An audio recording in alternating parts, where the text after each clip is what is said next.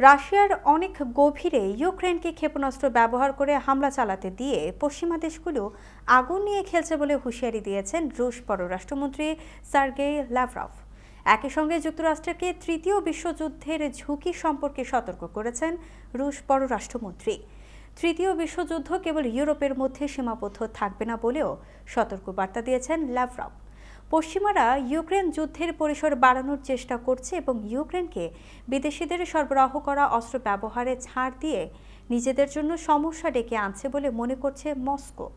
মস্কোয় সাংবাদিকদের রুশ পররাষ্ট্রমন্ত্রী বলেন, তারা নিশ্চিত করে বলে দিচ্ছেন পশ্চিমা দেশগুলো শিশুদের মতো আগুন নিয়ে খেলছে, যা পারমাণবিক অস্ত্র থাকা দেশগুলোর জন্য খুবই বিপজ্জনক হতে পারে।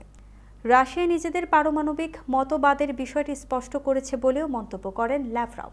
ইউক্রেনের সাথে যুদ্ধ শুরু হওয়ার পর থেকে রাশিয়া বারবার ক্রমবর্ধমান পারমাণবিক ঝুঁকি সম্পর্কে সতর্ক করে দিয়ে আসছে।